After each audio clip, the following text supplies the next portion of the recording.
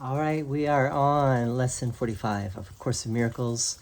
This lesson is God is the mind with which I think. God is the mind with which I think. We're going to read through it paragraph by paragraph, and then we're going to talk about it paragraph by paragraph. Here we go. Paragraph 1. Today's idea holds the key to what your real thoughts are. They are nothing that you think, just as nothing that you think you see is related to vision in any way. There is no relationship between what is real and what you think is real. Nothing that you think are your real thoughts resemble your real thoughts in any respect. Nothing that you think you see bears any resemblance to what vision will show you. Paragraph 2. You think with the mind of God. Therefore, you share your thoughts with Him as He shares His with you. They are the same thoughts because they are thought by the same mind. To share is to make alike or to make one.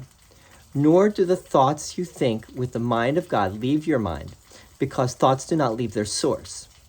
Therefore, your thoughts are in the mind of God as you are. They are in your mind as well, where He is. As you are part of His mind, so are your thoughts part of His mind. Paragraph 3.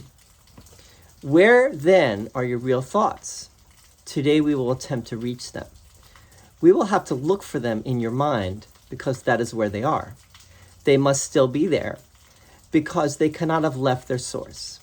What is thought by the mind of God is eternal, being part of creation. Paragraph 4.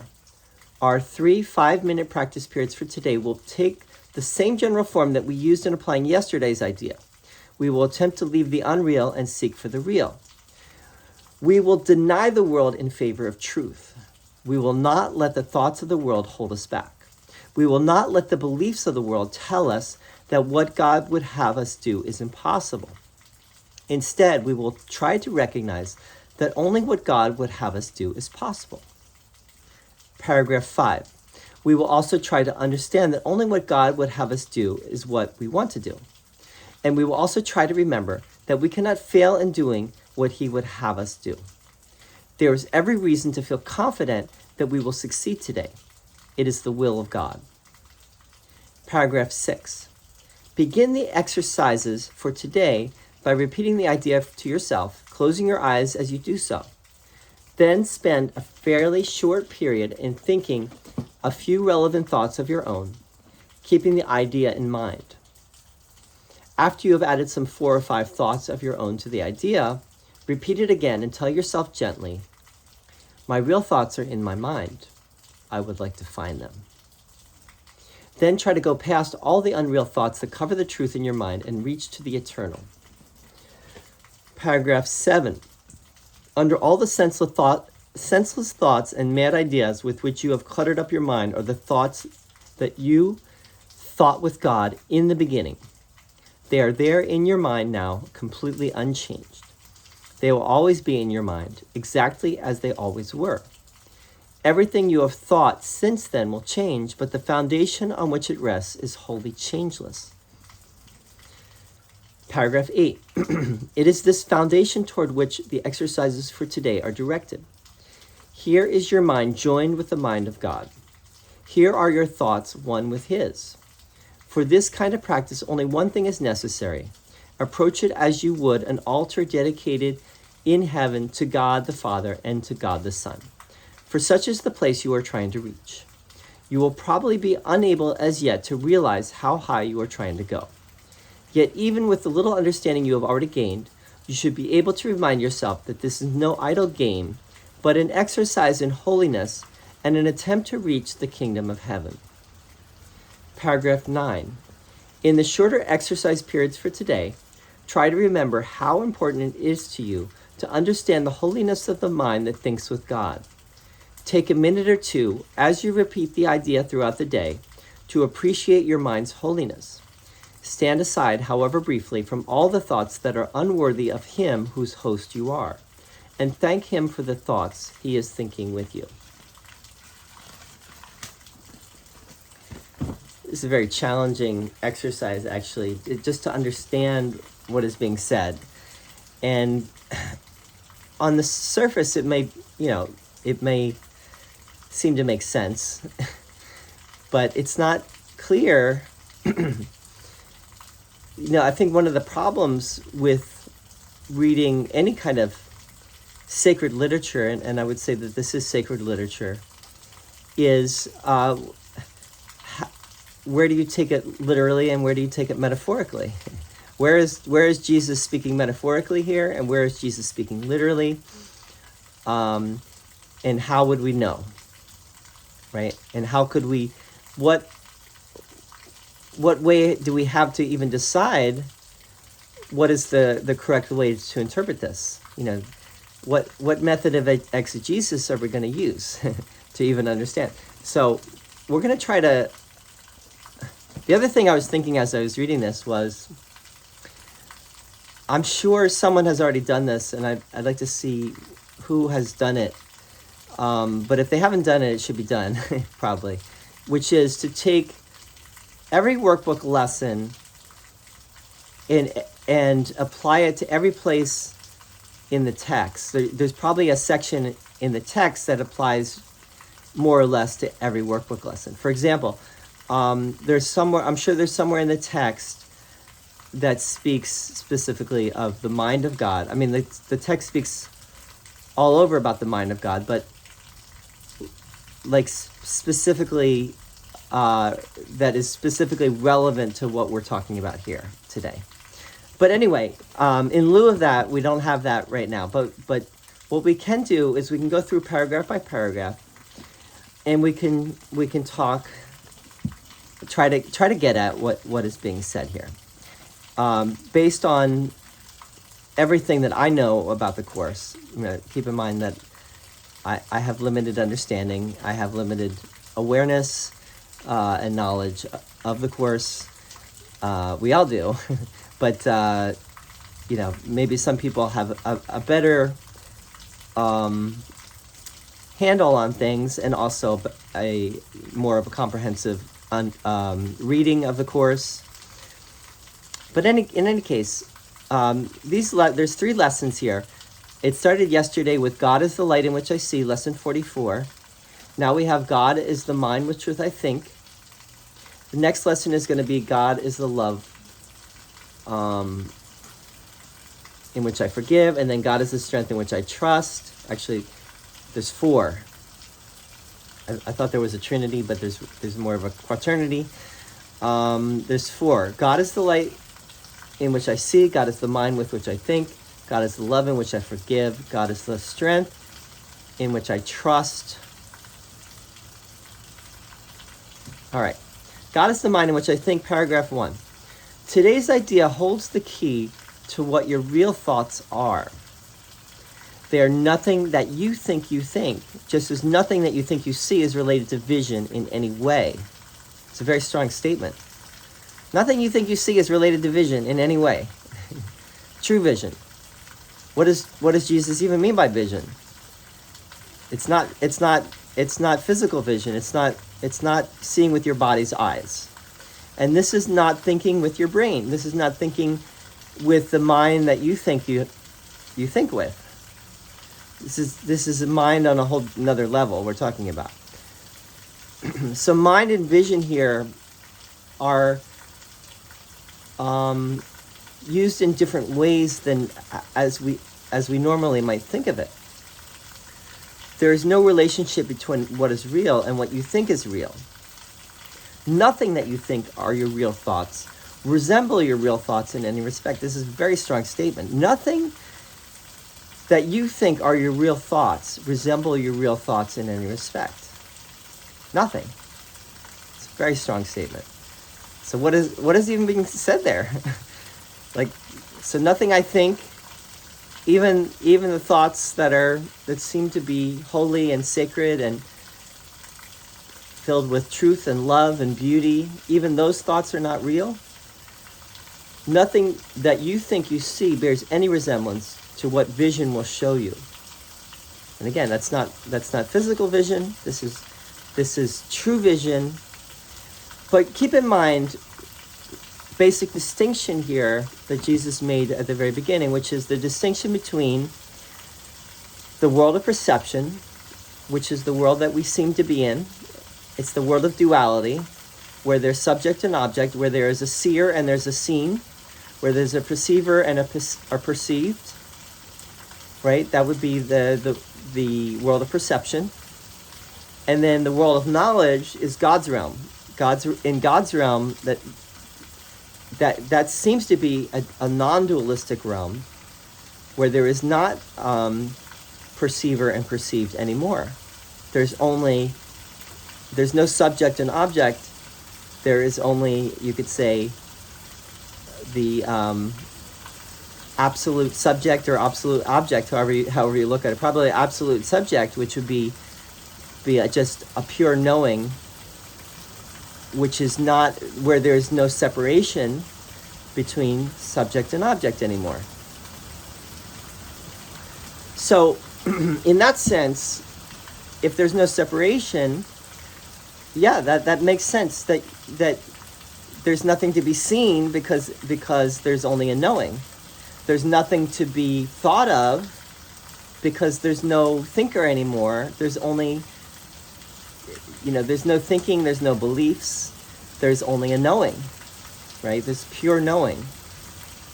So that's where I would start with this today, is in some respects, Jesus is speaking metaphorically.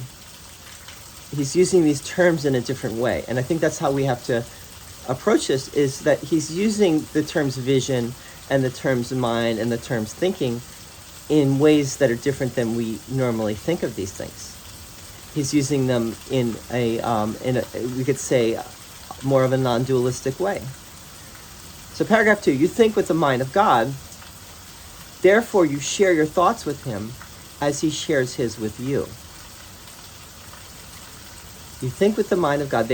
Now Jesus is talking of us here in this world, right? He's not talking about ultimate reality.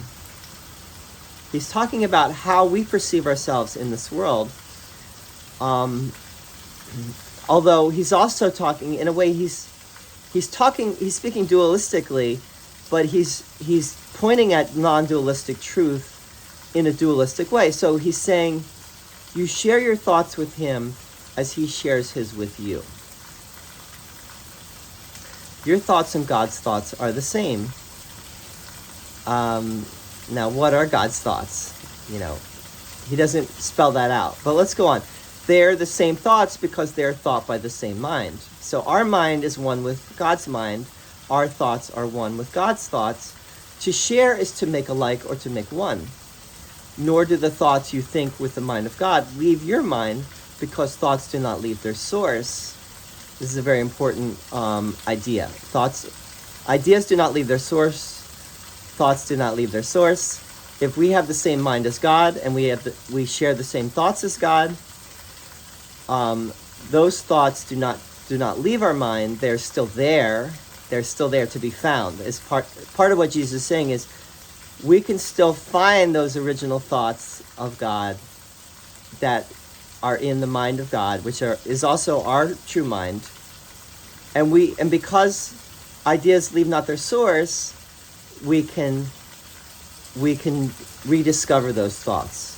We can rediscover that mind. Therefore, your thoughts are in the mind of God as you are. They are in your mind as well, where he is. As you are part of his mind, so are your thoughts part of his mind. This is still very hard to understand, even with all that I'm saying.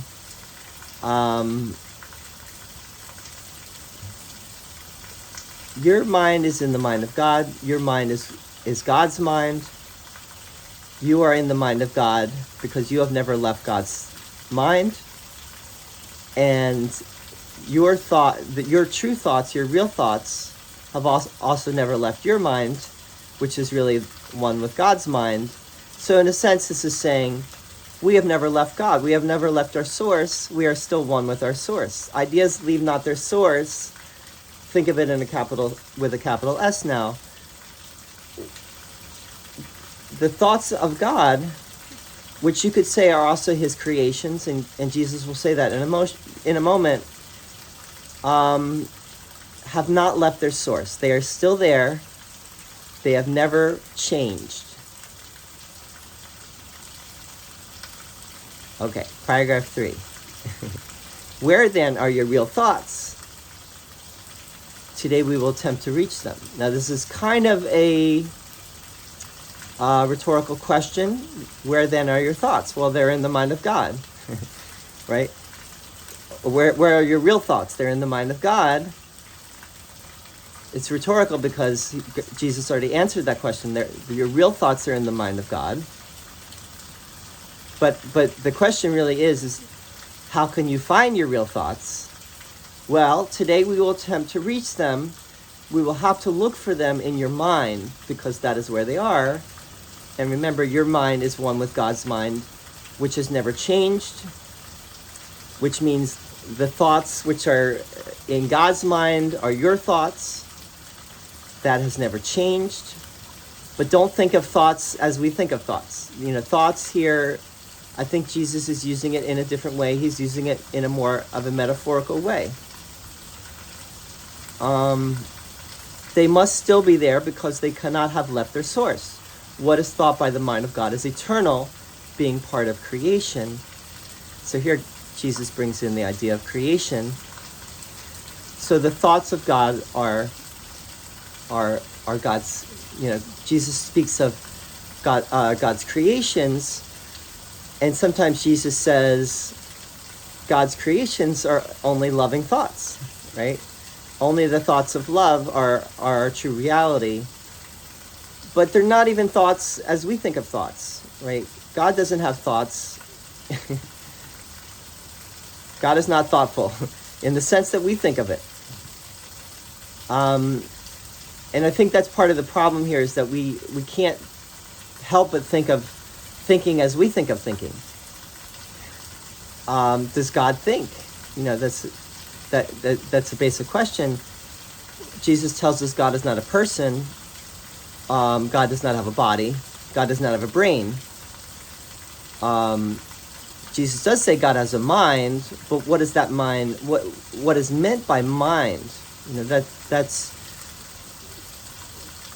mind is not the brain. That's an important distinction to make. The mind is non-physical, non-local, non-spatial, non-temporal, beyond time and space, has no location. So we're not even talking about a head, a big head with a brain with thoughts. That's not what we're talking about.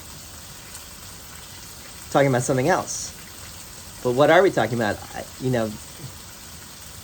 Your guess is as good as mine. I don't think Jesus does not spell it out for us. He's pointing to truth. He's not telling us what it is.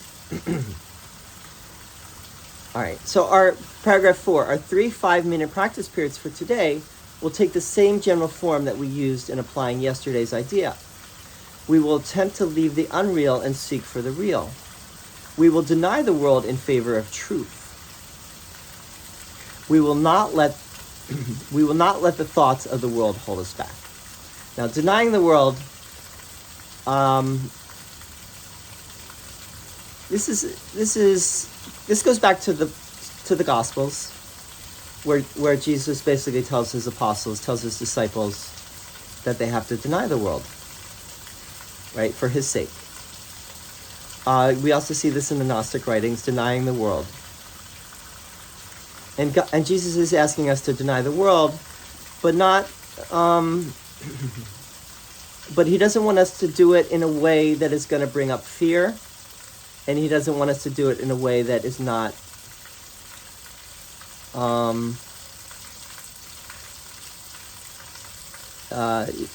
it's not a destructive kind of denial.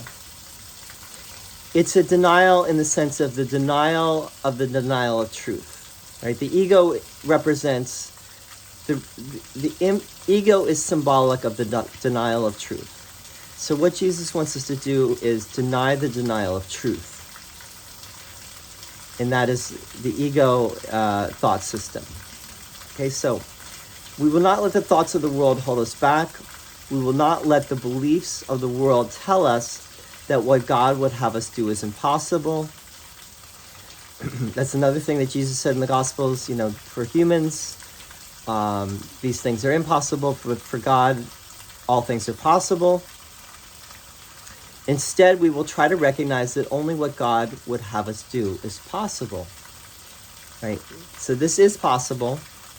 And this is God's will being expressed through these words here. Remember that Jesus is a manifestation of the Holy Spirit. These words, the words of the Course, are a manifestation of the Holy Spirit. What is the Holy Spirit? The Holy Spirit is the voice of God, or the voice for God, that is ever reminding us of what the truth is. And here, the Holy Spirit, through Jesus' words, are reminding us that God's will for us is perfect peace, perfect happiness, perfect love, and this is possible for us. This is possible to attain, and don't think that it's impossible, right? Because God has established that it is possible. Paragraph 5, we will also try to understand that only what God would have us do is what we want to do. So God's will is really our will. We may be out of touch with our will.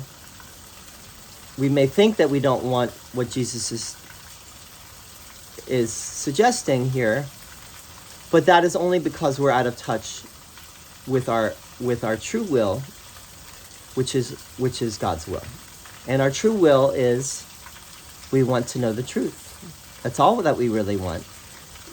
All we want is that perfect peace, the peace that passeth understanding. That's what we're really seeking.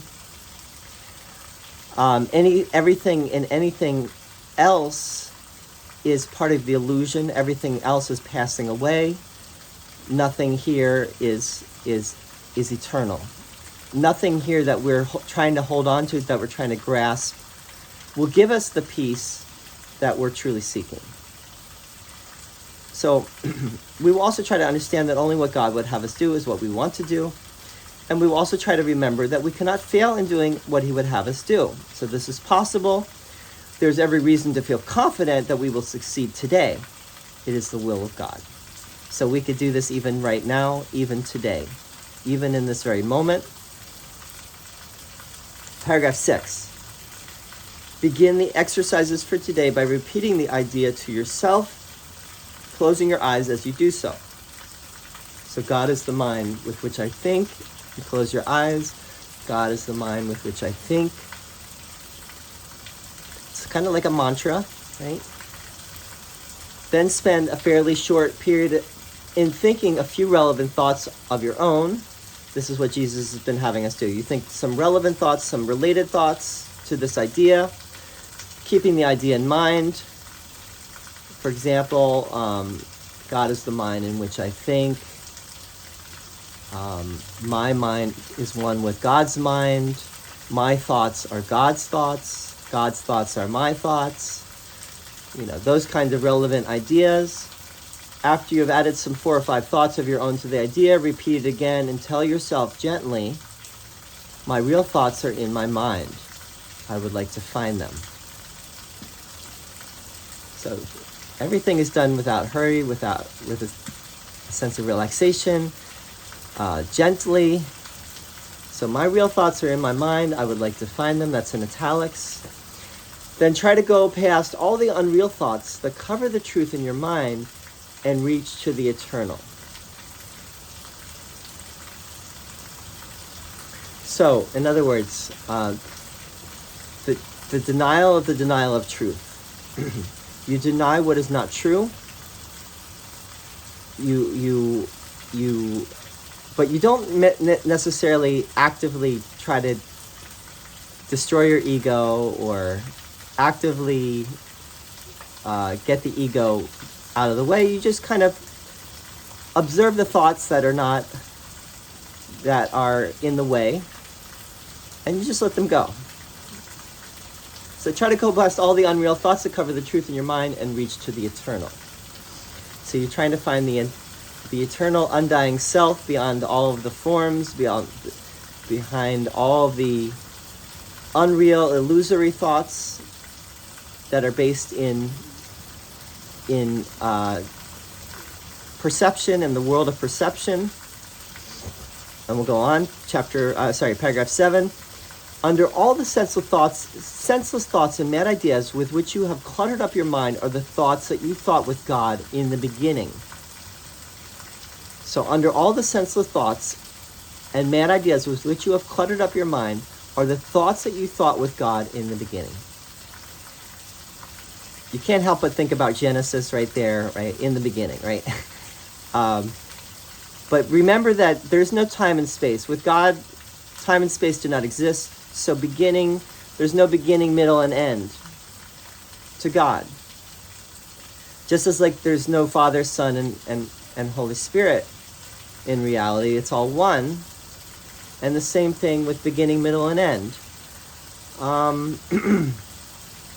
There's no time and space. So what Jesus is saying here is that these thoughts are eternal. Eternal means now. Eternal means that your thoughts these thoughts, which are God's thoughts, have never changed. Again, they're not thoughts as we think of thoughts. I think really what Jesus is getting at, again, is this non-dual reality, non-dual truth, but he's using dualistic language. So he's using thoughts plural. He's not even saying the thought of God. Why, you might think, well, why is Jesus not saying the thought of God? Because that would make it more non-dualistic to say thought with a capital T versus thoughts. I think he's saying that because in our minds we have thoughts, and we have many thoughts and many ideas, right? So he's, in a way, he's making God similar to us in a way, but ultimately the thoughts that we think, all those thoughts are not God's thoughts, right? God is, again, not a thinker as we think of a thinker. When we say the mind of God, that's a symbol, that's a metaphor. That's not a reality, and words are only symbolic, really. They can only point to something. In this case, they're concepts that can point to something that lies beyond them. But when it comes to this, logical, rational thought, any concept, which the concept by definition is a rational, logical construction, and because it is a rational, logical construction, a concept can only go so far. And so what we're getting at here is something beyond our rational mind, and as such, the words are only pointers, right? Fingers pointing at the moon. They can only point at what it is, but they can't tell you what it is. I hope I didn't belabor that point. I might have. Okay, so under all the senseless thoughts and mad ideas with which you have cluttered up your mind are the thoughts that you thought with God in the beginning. They are there in your mind now, completely unchanged. They will always be in your mind, exactly as they always were. Everything you have thought since then will change, but the foundation on which it rests is wholly changeless. Now, foundation there is singular. Foundation is not with a capital F, though. Right? But now Jesus is talking about the word foundation. There is a foundation. There is an eternal foundation, a cornerstone, you could say, right, on which everything rests. Paragraph 8. It is this foundation towards which the exercises for today are directed. Here is your mind joined with the mind of God. Here are your thoughts one with his. For this kind of practice, only one thing is necessary. Approach it as you would an altar dedicated in heaven to God the Father and to God the Son. For such is the place you are trying to reach. you will probably be unable as yet to realize how high you are trying to go. Right? Jesus loses his faith in us a little bit there. You're probably going to be unable to realize how high you're trying to go. Yet even with the little understanding you have already gained, you should be able to remind yourself that this is no idle game, but an exercise in holiness and an attempt to reach the kingdom of heaven. So, approach this with a sense of reverence. Approach this practice with a sense of reverence. Approach this practice with a sense of holiness. This is not an idle game. This is not, don't just take this, don't be flippant about this. You're probably not going to get there, Jesus says, because you're still at the beginning. You might get there, and Jesus reminds us you could get there at any moment, but you may still not be fully ready. So if you don't get there, that's fine. But don't put it down because you didn't get there. Don't make fun of this or think less of this process because you were unable to do it. Because Jesus is telling us this does work. This can work, right? How many people this actually works for, I don't know. I would say very few, because the ego is so powerful. But I'm sure, if it even works for one person, it works, because we all share the same ego thought system. We all share the Holy Spirit, right? Those are both in our minds. If one person can do it, if Jesus could do it, then we could do it, right? It only takes one to show the way. That one person that's able to do it. It's kind of like, with anything in this world. This is a long video today. Sorry about that. If you're listening to this, God bless you. Think of I'll take an example which is not really even too relevant anymore, but the 4-minute mile, for example, at some point they thought, wow, that's impossible for someone to run faster than 4 minutes for a mile. And then someone did it. It's the same with this, right? You think things are impossible, and then someone does it, and it just shows you that it's possible. Paragraph 9. In the shorter exercise periods for today, try to remember how important it is to you to understand the holiness of the mind that thinks with God. So now you're thinking about how holy is the mind that thinks with God. Take a minute or two as you repeat the idea throughout the day to appreciate your mind's holiness. Stand aside, however briefly, from all the thoughts that are unworthy of him whose host you are, and thank him for the thoughts that he is thinking with you. So, you remember the holiness of your mind, and you let go of petty thoughts and thoughts that are unworthy. You might even ask yourself, is this thought worthy of God? Would God think this thought? That might be helpful too, right? To think in those terms. Even though God doesn't think thoughts, at least not as we think not as we think God thinks thoughts. But it might be helpful on this side of the veil for us to think, would God think that way? Would God think the way I'm thinking right now? Is this worthy of God? Is this thought worthy of God? Is what I'm holding on to right now worthy? No, I can let this go. And if anything, that is what this lesson can help us to do, is to let go of the thoughts that are just unworthy of the love that we are. So anyway, I hope this was helpful. This is a very long video. I try to keep it more reasonable length. But this was I think this lesson was a challenging one, so felt like I had to go into it a little deeper. Tomorrow's lesson is God is the love with which I forgive. We'll see you there very soon. God bless, Godspeed, and God be with you. See you soon.